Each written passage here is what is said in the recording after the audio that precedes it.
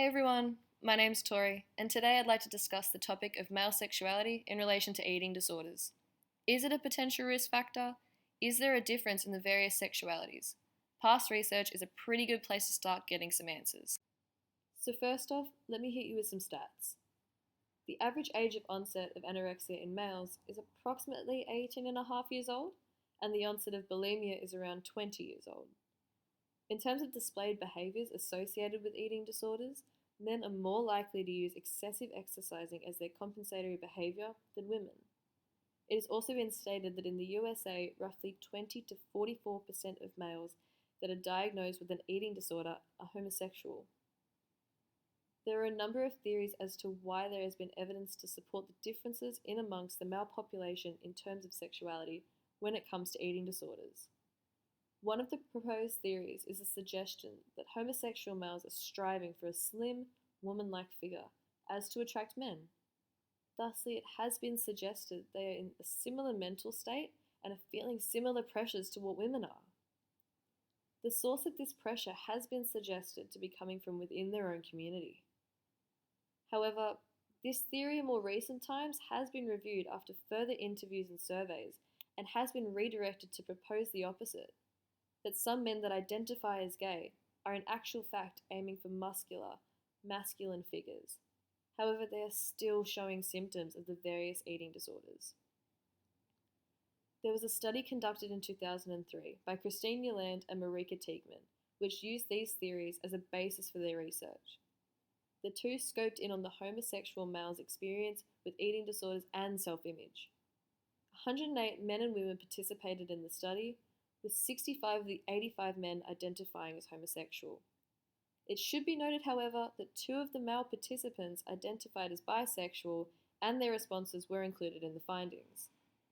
Their methodology reflected the foundation theory by comparing a group of homosexual males not only to a control group of heterosexual males, but also to a separate group of heterosexual females. Results provided evidence that suggested not only did the homosexual male group experience body concerns and disordered eating at a higher rate, not only than the heterosexual male group, but on par with the female group. They scored slightly higher than women in the relation to the score on the bulimia scale and the drive for thinness scale, but significantly higher across all the eating disorder scales assessed for when compared to straight males. Relating back to the theory that the study based itself off of, it was found that the homosexual male's ideal body isn't either masculine or slim, it's both. It truly is based on the individual, but there still is this underlying pressure regardless. As with all research, there are limitations. One of the problems with these studies and a gap in the research is the lack of cultural diversity of participants. The vast majority of studies either don't mention the cultural background, or it is a predominantly Caucasian participant pool.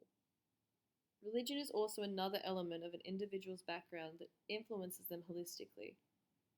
Religion has an influence on the way people see themselves, including sexuality and body image. So if there is an internal or external conflict, it may lead to maladaptive behaviors, such as overeating and excessive exercise to cope, thusly possibly leading to the development of an eating disorder. Although it is 2019, and there is progress in the reduction of the stigma surrounding mental health, including men's mental health, there is still a stigma surrounding men, regardless of their sexuality, on the topic of mental health and being open and expressive. This means that some men are still uncomfortable in coming forward with what they are experiencing. With not many participants available for research, being able to ensure the validity and the reliability of the findings is vital in finding accurate information to further the understanding of the various elements of this issue. In more than one of the studies I was looking at, the most number of participants they were able to recruit were in the 20s. With more research and more progression in the attitudes towards mental health, hopefully more questions can be answered, leading towards better prevention and treatment strategies. Another limitation is the vast majority of studies only scoped in on 2 sexualities in the male population, homosexuality and heterosexuality. For example, Yolande and Teigman's study only focused on predominantly the homosexual males community. There are so many more sexualities: bisexuality, pansexuality, asexuality. These are just some that there is little to no research on. So where do we go from here, I hear you ask? Continuing on and adding to the current research and filling in those gaps is our next step. The research question that I'd like to propose focuses on an area that has limited research surrounding it. It is important as it may allow for more understanding in the development of eating disorders, not just in the focus group, but as a whole. As we've discussed, some papers suggest that there is a link between wanting to look attractive to gain the attention and approval of mates and developing symptoms of an eating disorder. However, what if the individual is not aiming to attract a mate? There are still discussions on an all-encompassing definition of asexuality. The most common understanding at this point is that there are individuals that are not sexually attracted to others and do not desire sexual intimacy. It is crucial to point out, though, that an undesire to partake in sexual relationships with others does not mean not wanting to engage in an emotionally intimate relationship.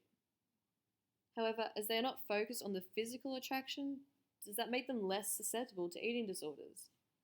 This is the area where I'd like to scope in further. Thusly, the question I'd like to propose is asexuality in the male population a potential risk factor in developing an eating disorder? Thanks heaps for your time, guys, and thank you for watching.